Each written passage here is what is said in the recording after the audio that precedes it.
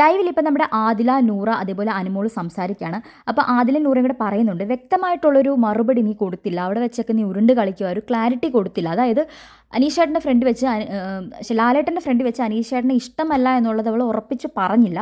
അതുകൊണ്ട് തന്നെ പുള്ളിക്ക് എന്തൊക്കെയോ എക്സ്പെക്റ്റേഷൻ ഉണ്ട് നിന്നിൽ എന്നാണ് ആദിലയും നൂറയും പറയുന്നത്. അപ്പോൾ അനുമോള് പറയുന്നുണ്ട്, എനിക്കങ്ങനെ ഓപ്പണായിട്ട് അന്നേരം തന്നെ പറയാൻ തോന്നിയില്ല. കാരണം ആ ചേട്ടൻ അങ്ങനെ ഇത്ര കാര്യത്തോടെ പറയുമ്പോൾ നമ്മൾ പെട്ടെന്ന് മുഖത്തടിച്ച പോലെ ഇഷ്ടമല്ല, സഹോദരിയെ പോലെ കാണണമെന്ന് പറഞ്ഞാൽ പുള്ളിക്ക് അത് അക്സെപ്റ്റ് ചെയ്യാൻ പറ്റത്തില്ല.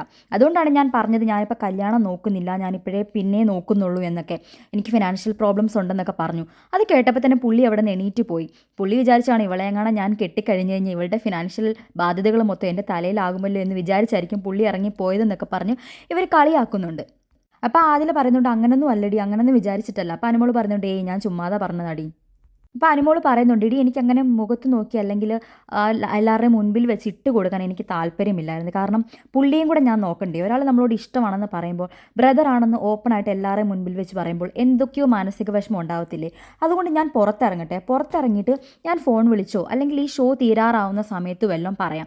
എന്തായാലും ഇവിടെ വെച്ച് ഞാൻ ഇതിനെക്കുറിച്ച് സംസാരിക്കുന്നില്ല. പുള്ളിയെ ഞാൻ മാക്സിമം ഒഴിവാക്കാൻ നോക്കും. അതായത് പുള്ളി എൻ്റെ അടുത്ത് വന്ന് മിണ്ടുവാണെങ്കിൽ, എന്തെങ്കിലുമൊക്കെ ചോദിക്കുകയാണെങ്കിൽ ഞാൻ മിണ്ടും, അല്ലെങ്കിൽ ഞാൻ മുഖം കൊടുക്കുന്നില്ല. അതായത് കൂടുതൽ സംസാരിക്കാൻ വേണ്ടി പോകുന്നില്ല. അപ്പോൾ തന്നെ പുള്ളിക്ക് കാര്യം മനസ്സിലാകുമല്ലോ.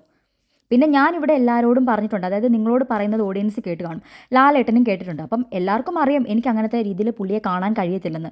എന്തായാലും ഇവിടെ നിന്ന് ഇറങ്ങുമ്പോൾ ഫോൺ വിളിച്ചോ അല്ലെങ്കിൽ അല്ലാതെയോ പേഴ്സണലായിട്ട് പറയാം. അപ്പോൾ പുള്ളിക്ക് അത്രയും വിഷമം തോന്നത്തില്ല. എന്തായാലും അനീഷേട്ടന് ഇപ്പോഴും എന്തൊക്കെയോ ഒരു പ്രതീക്ഷകളുണ്ട് അനുമോളിൽ. ആ ഒരു പ്രതീക്ഷ കൊണ്ടാണ് അനീഷേട്ടൻ ഇപ്പോഴും നടക്കുന്നത് എന്നുള്ളത് അനുമോൾക്ക് ഡൗട്ടുണ്ട്. അത് എനിക്കും തോന്നുന്നുണ്ട്. കാരണം ചിരിച്ചും കളിച്ചൊക്കെ നടക്കുന്നു. ചിലപ്പം ഒന്നീ ചാപ്റ്റർ ക്ലോസ് ആക്കിയത് കൊണ്ടായിരിക്കാം, അല്ലെന്നുണ്ടെങ്കിൽ പുള്ളി ഇത് മനസ്സിൽ വെച്ചിട്ട് അനുമോളുടെ ഒരു മറുപടിക്ക് വേണ്ടി എക്സ്പെക്റ്റ് ചെയ്തിരിക്കുന്നത് കൊണ്ടും ആവാം. എന്താണെന്ന് നമുക്കറിയത്തില്ല.